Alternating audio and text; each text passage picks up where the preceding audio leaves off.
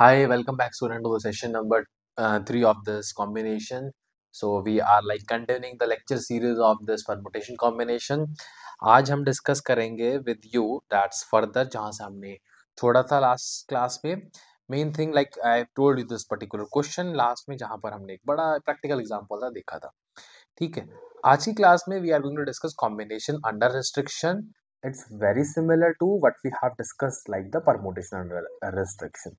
इसमें बात ये मतलब important thing which I want to tell you is that कि एक मिनट जैसे मैं आपको बताता हूँ कि restriction या फिर मैं यहाँ लिखूंगा consideration या फिर एक condition कह लो कि वो condition लगा दी मैंने. Condition word is a very like generalized word for this कि whenever I have condition चीजें change होंगी.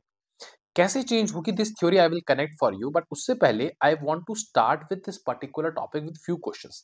जब obviously will getting a lot of thing over there and I will try to explain you few things. पहला question illustration number 19. आज से पहले हमने illustration 18 मतलब 18 क्वेश्चन डिस्कस कर लिए हैं. उसके अलावा we have discussed with you that is most of the theory and all. Now continue from here. यहाँ देखो देयर आर 4 ऑरेंजेस. मतलब बहुत चीजें एक्सप्लेन करने को इस क्वेश्चन में. Will try to understand each and everything. 5 apples and 6 mangoes in a fruit basket.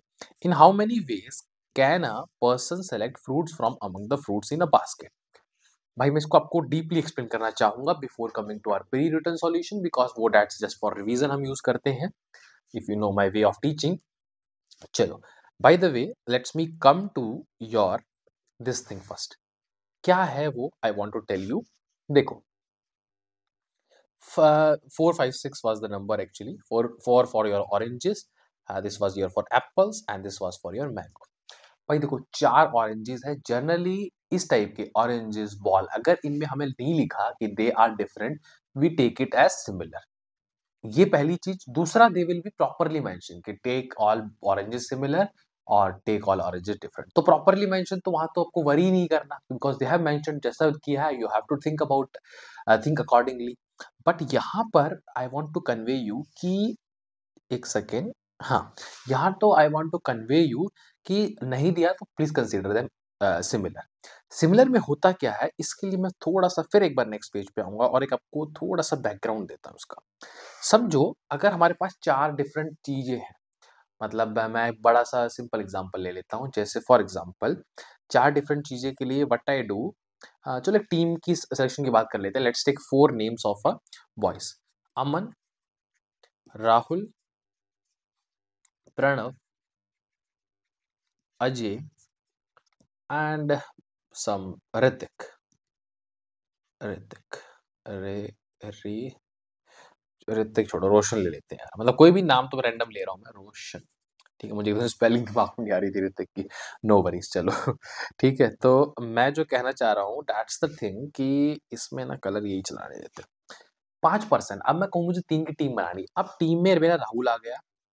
ये तो बहुत बेसिक चीजें बता रहा हूँ फिर भी चलो कोई नहीं. प्रणव आ गया और अजय आ गया. ये तो एक एक तरीका टीम को सेलेक्ट करने का. दूसरा कि मैंने अजय ले लिया, राहुल ले लिया और इस बार चलो किसी रोशन को उठा लिया. तो आपको ये तो पता भी है ना कि मैं ऐसे रैंडमली मैनुअली लिख के नंबर निकालने से बढ़िया मुझे पता है मैं 5C3 करता हूँ जिसकी वैल्यू 10 आती है. कि 5 में से 3 लोगों को सेलेक्ट करने के तरीके 10 होते हैं. मतलब ऐसी 10 टीमें बन सकती हैं मेरी. इसमें अलग अलग केसेस है ना. इसमें अरेंजमेंट मैटर नहीं करेगा. तो ये जैसे मान लो राहुल प्रणव अजय या फिर अजय प्रणव राहुल बोलो एक ही बात मानी जाएगी. लेकिन जब आपकी सिमिलर चीज होती है इसको थोड़ा सा आपको समझने की कोशिश करनी पड़ेगी. मैं समझाने की कोशिश भी करूंगा. आप समझो ऑरेंजेस बिल्कुल सेम है. मतलब सेम है, हमने माने सेम है तो सेम है भाई. ये एक ऑरेंज पड़ा है, ये एक ऑरेंज पड़ा है, ऑरेंज पड़ा है, ऑरेंज पड़ा है. 4 ऑरेंज ही लेके चलते हैं. इस क्वेश्चन में हमारे पास 4 ही ऑरेंज है. ध्यान से समझो 4 ऑरेंज है. मैंने क्या किया, मैंने बोला आपको 2 ऑरेंज सेलेक्ट करने हैं. अगर ये ऑरेंज मैंने बोल दिया कि डिफरेंट है तो मैं बोलूंगा 4 में से 2 सेलेक्ट करने के ये तरीके. मतलब डिफरेंट का मतलब समझ रहे हो कि इस ऑरेंज का एक नाम है. इसका नाम बोल रहे ऑरेंज 1, ऑरेंज 2 नाम है, ऑरेंज 3 नाम है, ऑरेंज 4. तो मैं बोलूंगा मैंने ऑरेंज 1 4 उठाया वो एक सिलेक्शन कहलाएगा. और जब मैं ऑरेंज 2 4 कहलाऊंगा वो सिलेक्शन डिफरेंट कहलाएगा उससे 1 4 वाले से. बट जब इनके नाम ही मतलब अगर मैं समझाऊं इनके नाम ही मतलब कुछ नहीं है, सारे सेम है. तो मुझे नहीं पता. मैंने एक रैंडम आपको जैसे आप मैं समझो मैं इधर बैठा हूँ, आप मेरे से 10 मीटर दूर पे बैठो. आप मेरे को नहीं देख पा रहे, 20 मीटर दूर पे बैठो. या फिर ऐसे सिंपल सा चलो ऐसे लगाओ कि मैं इस कमरे में बैठा हूँ, मेरे पास 4 ऑरेंज है. दूसरे कमरे में कोई मतलब बैठा है वट एवर. उसने बोला भाई 2 ऑरेंज ला के दे दे. मैंने जाके उसको पकड़ा दिए. ठीक है. मतलब अब उसके लिए वो ऑरेंज दो, मतलब ऑरेंज सेम है। अब चलो ठीक है, एक हो गया, दूसरी बार फिर मैंने उसको 2 ऑरेंज लाके पकड़ा दिए। मुझे पता है कि मान के चलो कि 4 ऑरेंज मेरे पास पड़े थे।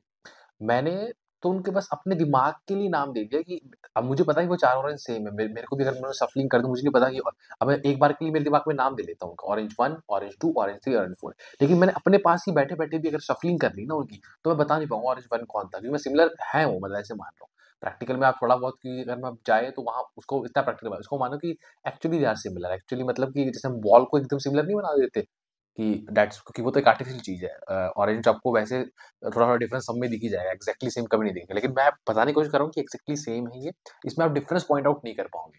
मतलब आप ह्यूमन कैन नॉट डिफरेंस, वो वाली कंडीशन मैं लेके चल रहा हूँ इन दिस क्वेश्चन्स। तो ह्यूमन कैन नॉट डिफरेंशिएट, तो उसको पता ही नहीं चलेगा भाई कौन से किसको मैंने 1, 2 नाम दिया था। तो वो जो सिलेक्शन कर रहा है 2 का, खुद करके दूसरे बंदे को दे के आ रहा है, जैसे भी समझो आप इस चीज़ को, वो 2 दे के आ रहा है एक बार, अगली बार वो मतलब उसको उसने फिर भी चलो मान लो उसके दिमाग में है कि ये अलग-अलग है, लेकिन सामने वाले को या फिर उसको खुद को ही पता ही नहीं चलेगा कि पहले वाले 2 का सिलेक्शन या अभी वाले के 2 का सिलेक्शन ये तो एक जैसा ही है ना। तो हम इसमें मतलब एक्चुअल बोलते क्या है, आप इसको ऐसे समझो, अगर मैं 2 सिलेक्शन की बात कर रहा हूँ, तो मैंने नाम मन-मन में नाम से भले ही डिफाइन कर लिया कि ये वाला 1 है, ये 2 है, बट मुझे नहीं पता कि ऑरेंज, मान के चलो कि एक्चुअल में तो मेरे दिमाग में है कि 1 और 2 वाला है, लेकिन यहाँ पर भी ऑरेंज जो पड़े होंगे, ये केस और ये केस सिमिलर होगा। और जब ऐसे केस सिमिलर आते हैं, तो आपको वैसे भी पता है कि क्या करते थे हम, पता था 2 फैक्टोरियल बाय 2 फैक्टोरियल करते थे, जैसे कि यार चलो वो तो चलो अरेंजमेंट वाली बात होगी, मैं उसमें फिर इसको जानबूझ के मिक्स नहीं करूँगा। बट अब समझो ये एक ही केस आएगा। मतलब सिलेक्शन का तरीका, number of way of selecting एक ही है, कि किसी 2 को उठा लो, वो एक ही तरीका है भाई 4 में से। 4 में से मैं 3 की भी सिलेक्शन की बात करूँ, देखो 4 में से मुझे 3 सिलेक्ट करना, मुझे पता है 4 आता है। 4 में से 2 मुझे पता है, 4 फैक्टोरियल बाय 2 फैक्टोरियल, 2 फैक्टोरियल यानी कि 24/4 यानी कि 6 आता है। बट वो कब ये अलग-अलग होंगे, क्योंकि मैं ऑरेंज 1, 3 ले रहा हूँ, एक अलग एक केस, 2, 4 ले रहा हूँ, एक अलग केस, 3, 4 ले रहा हूँ, एक अलग केस, बट यहाँ मेरे पास 1, 2, 4 कोई नंबरिंग नहीं, सारे सेम है, तो एक ही केस आ रहा है। ये मैंने एक लाइन जो बोली लास्ट वाली, थोड़ी आपको थोड़ा-सा एम्फसाइज़ करो इस पे। मैंने कोई भी 2 ऑरेंज ले लूँ, सारे केस एक ही आ रहे हैं, तो एक ही केस मान लेते हैं हम बस, एक ही केस मतलब नंबर ऑफ सिलेक्शन का तरीका, मतलब वे ऐसे मत सोचो कि अलग-अलग रख रहे हैं, ऐसे सोचो कि तरीका मेरे पास एक ही पड़ा है, कि 2 ऑरेंज को उठाना है, वो एक ही तरीका होता है 4 में से। कोई भी 2 उठाओ ना, तरीका एक ही पड़ा है यार, आपके पास मैं आप मतलब कोई और ऑप्शन दे नहीं रहा मैं। 2 उठा लो, बस एक तरीका है। नेक्स्ट बार कहोगे नहीं, नहीं ये मैं वाले ये वाले 2 उठाऊँगा। अरे भाई वो एक ही बात है, इसको उठा लो, ले जाओ, तरीका एक ही पड़ा है आपके पास। समझ रहे हो? थोड़ा-सा इस तरीके से एम्फसाइज़ करो, समझ जाओगे, बहुत डिफिकल्ट नहीं है ये, ईज़ी चीज़ है। और एक बार समझ लिया, थोड़ा बैठ के भी खुद भी ऑब्ज़र्व करना इस चीज़ को, फिर आपको काफ़ी ईज़ी लगेगी चीज़ें, ठीक है? Otherwise it's actually easy, not very difficult, but ठीक है, ये हो गया। 4 में से 3 का भी बात करो, तो इसमें हमारा होता क्या है, सिमिलर केस में हम ऐसे डील करते हैं कि 4 में से चाहे 1 सेलेक्ट कर रहा हूँ, जो 4 में से 1 भी ना कर रहा हूँ, सारे का एक-एक आंसर आएगा, ठीक है? और सपोज़ इसमें एक ऐसा भी है कि चलो हाँ, वो बात भी 4 में से 1 भी सेलेक्ट नहीं करने, मतलब 1 भी नहीं कर रहा तो भी एक ही तरीका है ना, किसी को मत उठाओ, तो तरीका तो एक ही हो, तो एक बात है, ठीक है? मतलब 1 सेलेक्ट करो, 2 करो, 3 करो या चारों चारों करो, तरीका सबके लिए एक ही है।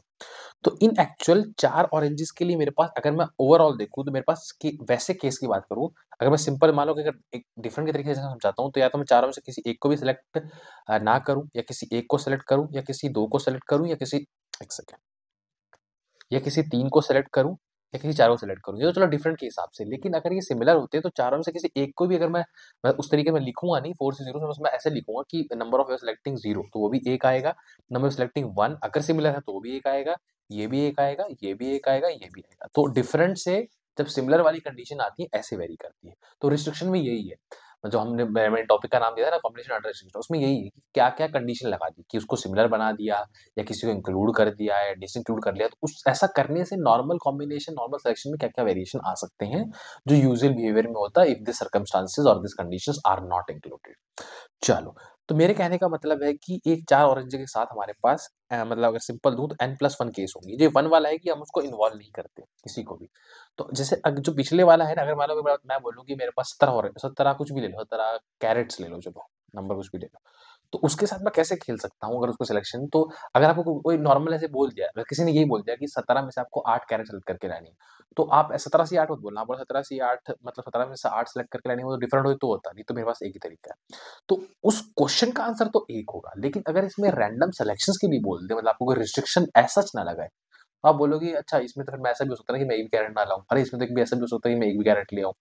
अच्छा वो ऐसे अगर ये भी लगा सकता है क्या, वो बोल दे कि भाई ये केस मत लाना कि एक कैरेट ना लाओ, बाकी आपकी मर्ज़ी है। मतलब एटलीस्ट 1 ला दो, 2 ला दो, 3 ला दो, 4 ला दो। तो आप बोलोगे चाहे मैं 4 ला दूँ, चाहे 5 ला दूँ, सबको सेलेक्ट करने का एक ही तरीका ही है। उस वे में तो 70C1 भी मेरा इस केस में मतलब मैं 1 मानूँगा। 70C1 मतलब समझो, लेकिन मैं समझाने तरीके से बता रहा हूँ। सिलेक्शन ऑफ 1 आउट ऑफ 17 को भी मैं तरीका एक ही मानता हूँ। हाँ, ये लाइन ही बोलता हूँ बार-बार मैं। 70C1 बोल के चीज़ों को वैसे मत करो। एक एक्सप्लेनेशन के वे में तो समझाने की कोई दिक्कत नहीं है, बट समहाउ फिर वो मैथमेटिकली रॉन्ग लगता है। तो 17C7 को भी मैं मतलब सॉरी फिर वही बोला। Selection of 7 object out of 17 को भी 1 मानूँगा। क्योंकि वो होता ही 1 है, मानूँगा क्या? 17 like selection of 12 objects, 12 carrots out of 17 को भी 1 मानूँगा, तो यानी कि 1, 1, 1 17 टाइम्स करूँगा, 17 तरीके से वैसे कर सकता हूँ। मैंने स्पेसिफिकली एक नंबर बोल दिया कि आपको नो सेलेक्ट करके लाना है और वो सारे सिमिलर हैं, तो 17 selecting 9 object out of this has only 1 वे, तो उसका आंसर ही 1 हो जाएगा, ठीक है? तो वो स्पेसिफिक हो गया। तो अब इस क्वेश्चन पे आते हैं, इस बैकएंड की थ्योरी को पढ़ने के बाद इजीली कम टू दिस। इसमें जो हमें बोला है दैट इज कि 4 ऑरेंजेस, 5 एप्पल एंड 6 स्टिक्स। इसमें एक वर्ड बड़ा इंपॉर्टेंट है, जस्ट लाइक हमने पहले भी एक बार एक क्वेश्चन में देखा था कि वर्डिंग्स वेरी इंपॉर्टेंट। इन्होंने क्या बोला, पहले तो क्वेश्चन को ढंग से पढ़ो। देयर आर 4 ऑरेंजेस, ये तो बिल्कुल डाटा है, 5 apples, 6 mangoes. Data in a fruit basket, एक फ्रूट बास्केट पड़ा है, उसमें मिक्स पड़े, कैसे पड़े, but yes 4 oranges are similar, 5 apples are similar and 6 mangoes. एक चीज मैंने पहले ही बताई थी, ऐसे केसेस में एप्पल्स, बॉल्स के केसेस में if nothing is mentioned, take it as similar. Otherwise, they will particularly mention that. No need to worry. Huh? In how many ways can a person select fruits from among the fruits? Select fruits. मतलब उसको fruit select करने हैं। अब यहाँ ध्यान दो, मैं बताऊँ क्या? From among the fruits in basket, मतलब एक बड़ा बास्केट है, सारे फ्रूट्स पड़े हुए हैं मिक्स, उसमें मिक्स के अंदर मेरे पास 4 ऑरेंजेस थे, 5 एप्पल थे, 6 मैंगोस थे। अब मुझे इसने बोला सेलेक्ट फ्रूट्स, कोई कंसेंट्रेशन बोली कि आउट ऑफ दिस, मतलब अगर मैं इसका टोटल नंबर करूँ, it is getting 15। Out of this 15 apples you need to select 4, sorry apple नहीं, आउट ऑफ 15 मैं फ्रूट ही कह लूँ, मतलब उसमें मैंने कोई कंसिडरेशन नहीं, सारे मैंने फ्रूट्स की बात कर रहा हूँ यहाँ पे, टू सेलेक्ट 4। तो उसमें बहुत ज़्यादा कंसिडरेशन नहीं लगाई कि 4 में आपको एप्पल लेके आना है, ऑरेंज लेके आना है, या फिर आपको वो लगाना है, बट एक कंसिडरेशन क्या लगाई, यही कि नंबर 4 होना चाहिए। लेकिन इस क्वेश्चन में the question which is presented, यहाँ नंबर की भी कंसेंट्रेट मतलब कहूँगा कंसिडरेशन या फिर रिस्ट्रिक्शन नहीं है, और ना ही आपको यहाँ पर किसी, मैं कहूँगा कि मतलब नंबर की भी इन्वॉल्व करो और कोई फ्रूट को लेके भी नहीं कि please do not include that fruit, मतलब ऐसे करके। मैं फिर रिपीट करता हूँ, अगर मैं बोलूँ कि मेरे पास जितने फ्रूट है, टोटल मेरे पास 15 फ्रूट है, 15 में से आपको 8 फ्रूट सेलेक्ट करने हैं, तो यहाँ कोई किसी पर्टिकुलर फ्रूट पे कंस्ट्रेंट नहीं लगाया। इतनी स्टेटमेंट तक मैंने, आगे स्टेटमेंट को बढ़ाता हूँ तो वो ऑब्वियसली कंस्ट्रेंट हो सकता है, बट इतनी स्टेटमेंट में नहीं इसमें। लेकिन एक कंस्ट्रेंट क्या लिख रहा है आपको, एक कंडीशन या एक रिस्ट्रिक्शन क्या दिख रही है कि मतलब फ्रूट 8 ही होनी चाहिए। मतलब 15 में से मैं 8 से ज्यादा सेलेक्ट नहीं कर सकता है ना, कि मतलब ऐसा वाला केस ले सकता है कि मैं 4 मैंने एप्पल ले लिए, और मतलब सॉरी 4 एप्पल ले लिए और एक 6 वाला कौन सा था हमारा, मैंगो, 6 मैंगो ले ली। ये केस क्यों इंक्लूड नहीं होगा कि इसमें मैं टोटल नंबर ही 10 सेलेक्ट कर लिया, जो कि अलाउड नहीं था। हाँ, ऐसा ले सकता हूँ 4 एप्पल ले लूँ और 4 ही मैंगो ले लूँ, 8, ये केस इन्वॉल्व है। या फिर चलो कुछ और उठा लो, 2 ऑरेंज, 2 एप्पल और 4 हो गए, तो 4 मैंगो ले लो, मतलब ऐसे-ऐसे केस आ जाएंगे फिर। तो कंसिडरेशन, इसमें कोई कंसिडरेशन नहीं दिख रही मुझे। तो अभी देखने को टफ लग रहा होगा, लेकिन है टफ है नहीं एक्चुअली में। इसमें सबसे अच्छी बात क्या है, मेरे पास ऑरेंजेस के ऑप्शन 4, मतलब ऑप्शन क्या 4 ही ऑरेंज अवेलेबल है। मैं किसी को सेलेक्ट करूँ, मतलब 1 को करूँ, 2 को करूँ, 3 को करूँ, 4 को करूँ, सबके लिए तरीका एक ही है। मतलब 1 + 1 + 1 + 1, ये 4, 1 ऑरेंज सेलेक्ट कर किया, 2 किया, 3 किया, 4 किया सेलेक्ट। प्लस 1 को भी ना किया, वो भी एक तरीका है। मैं बताऊँगा उसको बाद में ही माइनस करेंगे, वो क्यों करेंगे। तो टोटल क्या आ गया। फिर जब मैं आया मैंगोज़ पे, या फिर मैं पहले तो ऑरेंज के बाद आपके आता हूँ एप्पल्स पे। तो 5 एप्पल है, मतलब कि 1, 2, 3, 4, 5 और 1 जब किसी को भी नहीं किया। देन फिर for mangoes I have 6 mango, तो 1, 2, 3, फिर 1, 2, 3 यानी कि 6 हो गए, और 1 किसी को भी नहीं किया। तो सिंपल इज़ योर 1, 2, 3, 4, मतलब आ कितना रहा है, 5 × 6 × 7, और that is how much we are getting 210। लेकिन इसमें से मैं एक माइनस इसलिए करूँगा क्योंकि एक चीज़ और थी। कंसिडरेशन तो मुझे क्वेश्चन पढ़ के लिखेंगे, और सेलेक्ट फ्रूट वाला जो वर्ड मैंने हाइलाइट किया था, इसमें ये भी लिखा हुआ है, या फिर एक ऑब्वियसली पढ़ के डिफाइन हो रहा है कि फ्रूट सेलेक्ट करनी है। एक ऐसा केस मतलब है कि हाँ, फ्रूट सेलेक्ट हो ही नहीं रहा। तो इसमें पता है क्या, अगर तीनों को जब मैं इकट्ठा इन्वॉल्व कर दूँगा ना, तो एक ऐसा केस आएगा, जैसे मैंने ऑब्वियसली लास्ट में मैं केस को जो बार-बार वो 1 जो ऐड कर रहा हूँ ना, वो बार-बार उसी के लिए इन्वॉल्व ऐड कर रहा था, जब मैंने 1 को भी इन्वॉल्व नहीं किया। ये मान लो कि 1 को इन्वॉल्वमेंट है, 1 ऑरेंज की, 2 ऑरेंज की, 3 की, 4 की, लेकिन सबके तरीके तो नंबर ऑफ वेज़ तो कह लो, मतलब तरीका मेरे पास एक ही पड़ता है, इसलिए मैंने 1 + 1, और ये भी एक ही तरीका होता है, किसी को ना हेल्प करूँ भी। अब एक बार होगा कि तीनों मल्टीप्लाई होंगे, मतलब कोई भी सेलेक्ट नहीं हो रहा। तो इन सब केसेस में तो 210 में से एक बस केस माइनस करना पड़ेगा। मैं इसमें अलग-अलग इसलिए भी नहीं मतलब हटा रहा था या कुछ कर रहा था, क्योंकि अब क्या है कि जो खाली सिर्फ़ एक एप्पल सेलेक्ट करना, जिसमें मैंने ऑरेंज भी नहीं लिया, बनाना भी लिया, वो एक्सेप्टेबल केस है, क्योंकि उसमें मेरा फ्रूट आ जाएगा मेरे हाथ में। मान के चलो एक टोकरी से दूसरी टोकरी में डालना है, किसी का हाथ में पकड़ाना है, कैसे भी करके लगा लो, तो उसके हाथ में फ्रूट आ गया, मतलब वो चीज होगी, है ना। एक फ्रूट भी नहीं आया तो वो कंडीशन मुझे लेनी नहीं थी एज पर दी क्वेश्चन। ठीक है, तो टोटल इसका आंसर 209 आ गया। That obviously you can understand, but इसमें मैं और चीजें डिफाइन करूंगा एज पर दी फॉर्मूले के तरीके से भी डिफाइन करूंगा, क्योंकि फॉर्मूला ऐसा दिमाग में होनी चाहिए, but conceptual understanding should be very very sharp in this chapter. Formula ऐसे मैं समझो, आप ऐसे समझो कि N1 टाइप के मतलब ऑरेंजेस थे, मतलब N1 नंबर के ऑरेंजेस थे, N2 के एप्पल्स थे, N3 के बनाना थे, N4 के गवावे थे, एंड सो ऑन, अगर इससे ज्यादा भी हो। तो इसमें N1 प्लस वन लिखता हूँ मैं, प्लस वन इसलिए क्योंकि मैं ऐसा केस भी ले रहा हूँ जहां मैंने एक्चुअल में एक भी ऑरेंज इन्वॉल्व नहीं किया, मतलब जो भी फ्रूट था, और N2 में भी प्लस वन, N3 में प्लस वन, और N4 में प्लस वन, और इससे ज्यादा है तो उसके अकॉर्डिंग चलेंगे। मान के चलो आपके क्वेश्चन में एक ऐसा केस भी बोला कि वो केस भी इन्वॉल्व किया जा सकता है कि जहां पर एक भी सेलेक्ट नहीं किया, तब तो आप इतना ही आंसर बोल दोगे। समझ रहे हो, इसमें N1 N2 N3 समझ रहे हो, ये नंबर ऑफ दैट एप्पल है। वन क्यों करते हैं हम, कि वो वाला केस ले रहे हैं जब किसी को भी नहीं किया। ओवरऑल भी जो आंसर आया था उसमें से भी कई बार हम -1 नहीं करेंगे, जब हमारे पास ये एक्सेप्टेबल केस होगा, that we can do what, we can we can do what, कि we can basically involve a case जहां पर मेरे पास कोई भी इन्वॉल्व नहीं हो रहा। ठीक है, मतलब कोई भी हम फ्रूट नहीं ले रहे, बट अगर वो कह रहे हैं कि एक फ्रूट मस्ट है, तो एक माइनस कर देना है इसमें से एक ही माइनस करेंगे। ऐसे नहीं कि आपको सर 2 माइनस करें, 3 माइनस करें, नहीं, क्योंकि इसमें से एक बार ही ऐसा केस बनेगा जब किसी को भी नहीं उठाया हमने।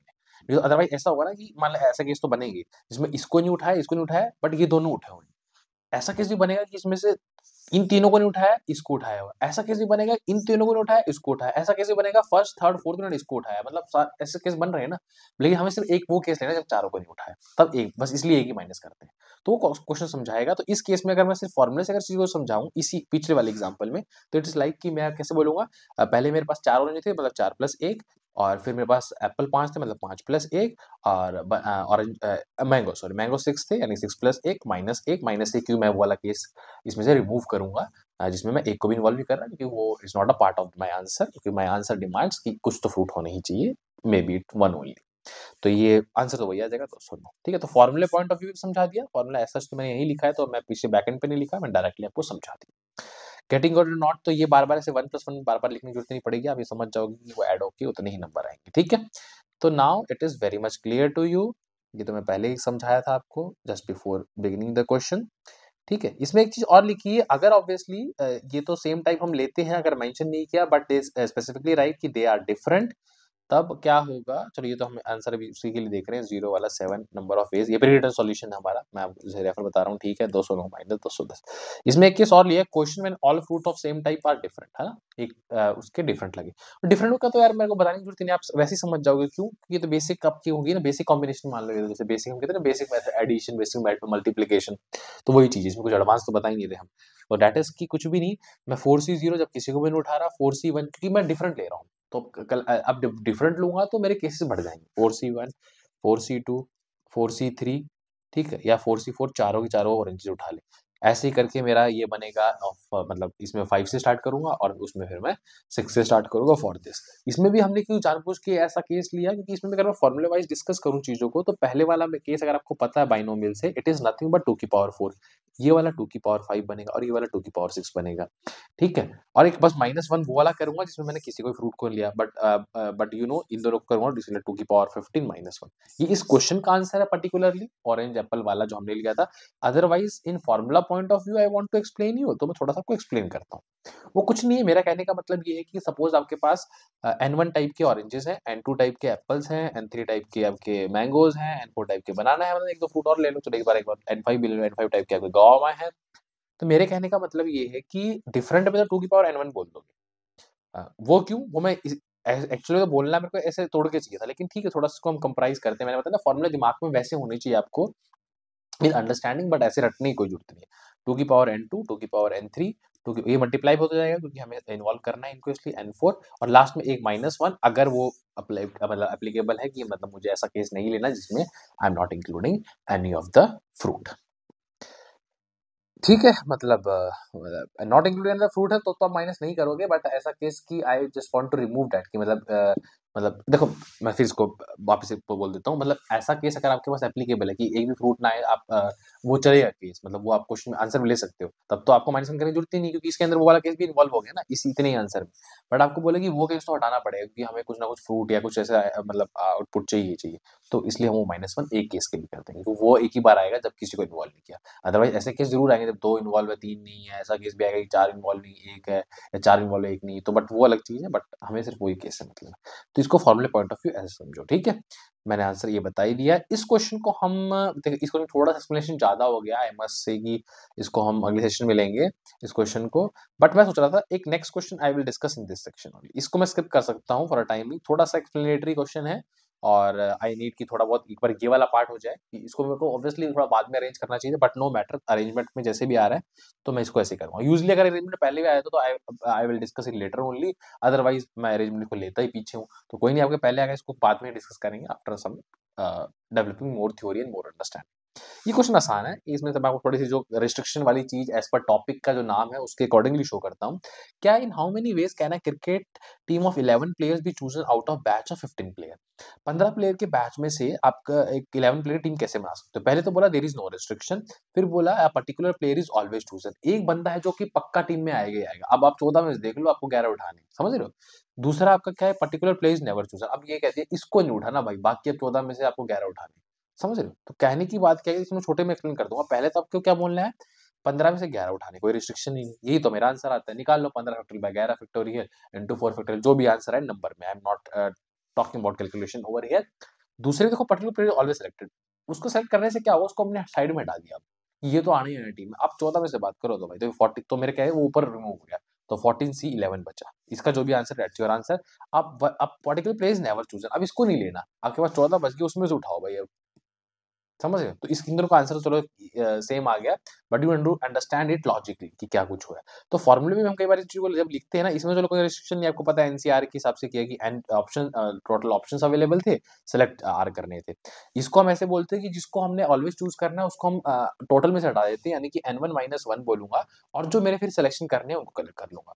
इसमें भी जो पर्टिकुलर नेवर चूज करना है उसको हटा दो भाई, उसको हटा मेरे सामने मतलब लेके आओ, ठीक है। तो अच्छा, ऊपर वाले में एक गलती होगी, sorry for that, usually happens some time, मतलब obviously you might be judging कि टीचर से गलती नहीं होनी चाहिए, but I am just correcting you over here, कि मैं बस यही कह रहा था, सॉरी फॉर दैट, कि अच्छा, a player is always future में क्या होगा फिर आपका, देखो 3 11 की बनानी है आपने, एक को हटा दिया, टोटल में तो कम हो जाएंगे, 14 ही ऑप्शन बचेंगे आपके पास, क्योंकि एक को तो चूज कर ही लिया आपने, लेकिन अब आपको 10 ही सिलेक्ट करने पड़ेंगे ना, क्योंकि एक तो सेलेक्ट हो गया, एक सेलेक्ट हो गया, 10 बच गए, टीम तो 11 की बना के दोगे, तो यहाँ 14 से 10 आएगा, ये मैं बता रहा था, तो इसमें से भी एक -1 कर दो। अभी सेलेक्ट करने के लिए भी तो आपके पास 10 ही बचे, पहले सेलेक्ट कर लेने के बाद टोटल में से तो कम हो ही गया, लेकिन ये ध्यान रखो अभी आपके पास काम भी कम पड़ गया, आपको 10 सिलेक्ट करने हैं, 3 तो 11 के बनाओगे। इस केस में थोड़ा अलग है, इसका आंसर यही होगा, इसका आंसर ये क्यों होगा, क्योंकि आपको ने ए को कभी नहीं लेना, तो आपके पास ऑप्शन कम हो जाएंगे, लेकिन अभी भी आपका काम 11 प्लेयर को चूज करने का ही बचा हुआ है, तो इसलिए इसका आएगा n1 सी आर, समझ, इसका फॉर्मूला ये बन के देगा, इसका फॉर्मूला ये बन के देगा। तो एज फॉर्मूला मैं सिर्फ इसलिए भी लिख रहा हूँ कि एक जनरल वे में अंडरस्टैंडिंग बने, बट और थोड़ा फॉर्मूला वैसे दिमाग में हो तो वो डजंट मेक एनी सेंस, ठीक है, क्योंकि आपको मान क्वेश्चन ऐसे ही आ जाए कि out of n player one is never chosen, just tell me the answer, तो एन के टर्म्स में तो आंसर पूछ सकता है ना, आउट ऑफ आर, तो उसका आंसर आपको पता है एन माइनस आर, तो वो इस वे में डिस्कस करो, अदरवाइज आपकी अंडरस्टैंडिंग शुड बी स्ट्रांग, ठीक है। Sorry for that, in first go I just wrong तो नहीं कहूंगा, I just miss out that particular point, but I corrected in this video, fine.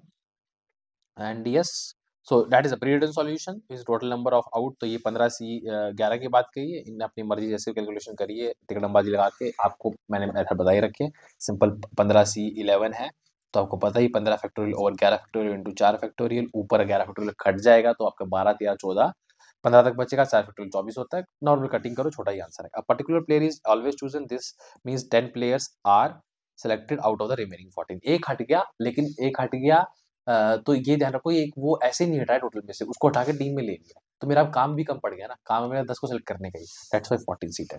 लेकिन दूसरे केस में क्या है, एक को हटाने की वजह से ऑप्शन तो कम होंगे, लेकिन अभी काम अभी भी 11 का ही बचा है, 11 सेलेक्ट करने हैं आपको, तो इसलिए 11 है, ठीक है। ये तो आपको पता ही है यार कि nCr is equal to n C n minus r होता है, तो वो फॉर्मूला लिख के इन्होंने आगे किया है। बाकी मतलब तो यही है, आपको जब फॉर्मूला ही पता है तो आप 14c यहाँ भी लगाओगे तो 11 फैक्टोरियल 3 फैक्टोरियल तो यहाँ भी आएगा। ऐसा तो है नहीं यहाँ 3 लिखने से ज़्यादा 11 फैक्टोरियल इन्वॉल्व होगा। वो तो भाई ठीक है, अच्छी बात है, ऐसा लिखा है तो you just get it more understanding या मोर फॉर्मूले बार बार रिवाइज हो रहे हैं। बट सी, ये फॉर्मूला बड़ा इंपॉर्टेंट होता है। इस क्लास में इतना ही रखते हैं क्योंकि समहाउ सेशन थोड़ा लंबा चले जाएगा more than our usual classes. तो ठीक है, इस सेशन को इतना ही रखते हैं। We have discuss 2 question only, I understand that thing, but somehow basics you get lot of. अब चीजों को आगे डिस्कस करेंगे in the next class. Thank you so much for attending the lecture. We will meeting in the next lecture very very soon.